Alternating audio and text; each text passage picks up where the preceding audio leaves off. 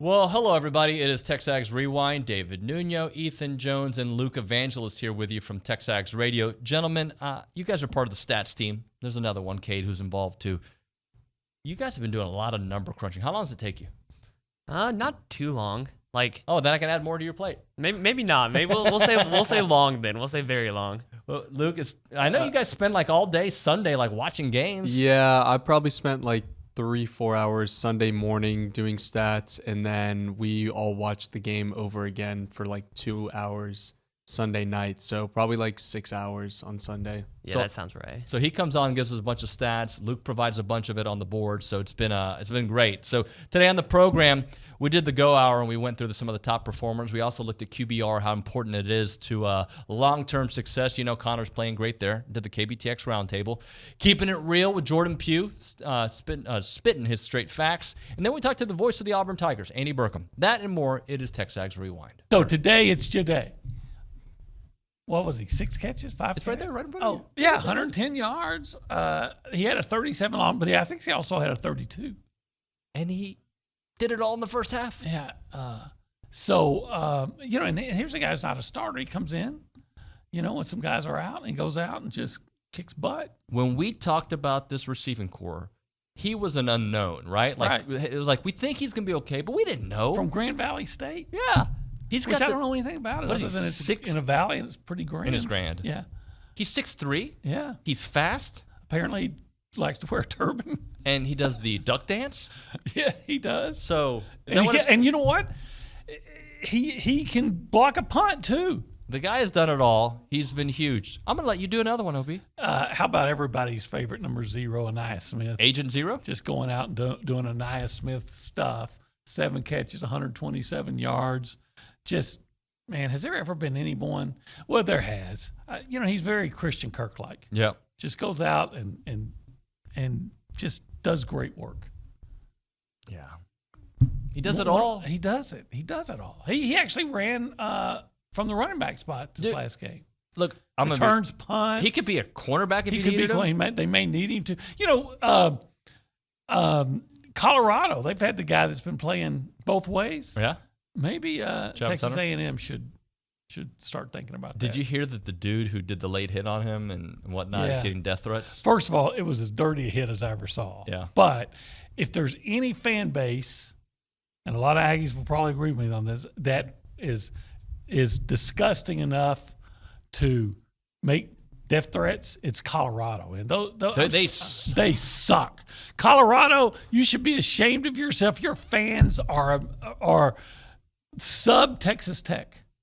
We've seen it.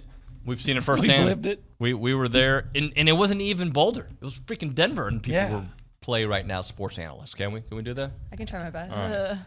Where is Connor in the hierarchy of SEC quarterbacks, Morgan? Oh, he's up there. He's top 3 for me at the moment. I think you have KJ Jefferson up there. But he's up there. He's doing great. And like you mentioned, like a point guard. To me, that's how I always relate to my quarterback. I'm like, do I trust the ball in his hands? Is he going to turn it over? And I don't know. I think we can trust him for now. He hasn't proven otherwise. I think he has a lot of football to be played because how many games has he played in? He's still young. He doesn't have a lot of experience. But for the lack of experience, I think he's really proving himself and stepping into his own. Where is he in your hierarchy? Well, I'm going to go off of numbers. So he's 4th in passing in the SEC, which is really interesting because the top is Vanderbilt. Yeah, I saw that. Is Vanderbilt over 1,000, followed by Jaden Daniels. And they're playing catch up a lot. Yeah. And then I know I was like, Vanderbilt, then Jaden Daniels, and then Spencer Rattler. So, he's in good company with veteran players up there, being the sophomore that Connor is. And so I think it's just really exciting to see him grow each week and see how each challenge presents itself. He's had, 230 yards, 330, 330. So he's close to 1,000, 3 weeks, 3 games in. So, I guess that's not very hard as a quarterback to get to 1,000 3 games in. Well, maybe I thought it was interesting. Depends who you he has a chance to make it 4 games in a row. So I'm gonna give you a different little spin on the numbers that you just heard there because QBR, he's number 2 in the country behind Michael Penix, right? Mm-hmm. And then who's really good. Who's really good, right? Good. And then the fact that he's in the top 2, all right? Our stats team, I call it stats team. We have a bunch of interns that put some stats together for us. All 12. All one. Actually, I have, I think, 5. Okay. But at the moment, 1. When you look at the SEC, I mean, the list of people playing at a higher level than Connor isn't long or at all, right? Like, especially in the SEC. Where do you put him there in the SEC pecking order right now? To me, I think he's the top guy. I dare somebody to name somebody that's better than Connor. You had Jaden Daniels, who had 1 week where he looked good against Mississippi State, but I am not a believer in LSU because I'm not a believer in Jaden Daniels. I think he's too inconsistent. I think he'll give you 1 great game, he'll give you 1 lackluster game. Everybody else across the SEC, can you really name a starting quarterback other than Spencer Rattler just because he's been there 12 years? You see what I'm saying? It's all inconsistent play. The one person who's been consistent throughout the SEC is Connor. Connor's been consistent. Connor's been very efficient. I was looking somewhere. I think he has one of the best QBRs in Number the nation. 2 in the country. Yeah, boom, there it is. One of the best QBRs, and nobody's talking about him. I think there's something that and I don't know what that is yet. I think we have something special brewing, especially on the offensive side of the ball. I don't think that Petrino's unveiled everything offensively. I think you've seen sprinkles. And the more and more that you watch over these 3 games, he's been slowly hinting at what he's doing. That's why I said receiver by committee, running back by committee. And when I look at it from a defensive perspective, I'm a defensive player. We study those guys. There's not really anybody who you can key on, which I think that's the key to what he's trying to do. It allows more one-on-one opportunities with your playmakers. And I think that you should see that continue into the Auburn game where we allow our playmakers to create plays, run open, and then eventually open up the run lanes with the guys that we have on the outside by creating pressure on defenses, man, to be able to play us man up, empty the box, and open up our run game that way. So I just think, man, we have the guy at quarterback.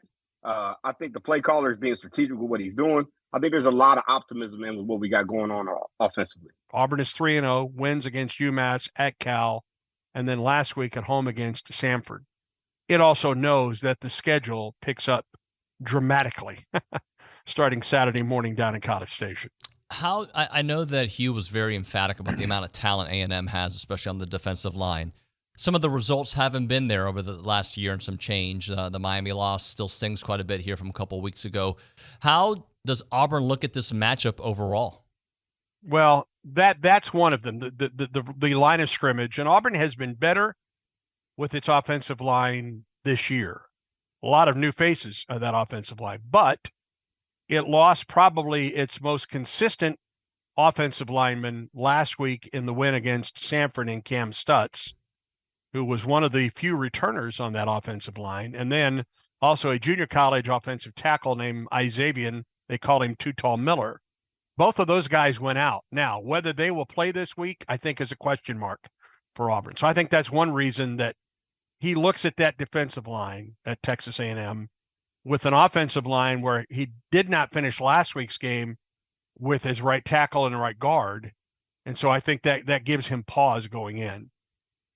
But I think he also takes a look at the other side of the ball and what Connor Wigman has done and that really good group of wide receivers with Anais Smith and Evan Stewart and Moose Muhammad and others. It's a deep room and it's an athletic room. It's where Auburn would like to get with its group of wide receivers. And I think you're seeing that in the recruiting efforts moving forward. I think that's one of Auburn's big points of emphasis. Wide receivers 1, offensive line 2. All right, you guys go back and forth. Tell the people what to do. Like, Comment, subscribe, share, tell all your friends. get to 11,000 YouTube subscribers. Let me see how long I can keep going. Go to TexAgs.com, watch it on there. If you're a student, you get free premium, so sign up. Also, if you're not a student, you can still get premium, but you got to pay for it. Follow TexAgs on TikTok. Follow David Nuño on Twitter. Bam! Let's just end it there. Don't follow David Nuño on Instagram. Why? No comment. You don't like my shirtless pics? No, your Instagram is good. No, But my Instagram sucks. somebody said something about posting like a dad on Facebook. I forget where I heard that, but I post like a dad on Facebook. yeah, but you post that on Instagram. It's okay. You still post though, and that's good. I don't post that much. Now you've ruined the whole friendship. What? It's over. It's TexAgs Rewind. See you next time.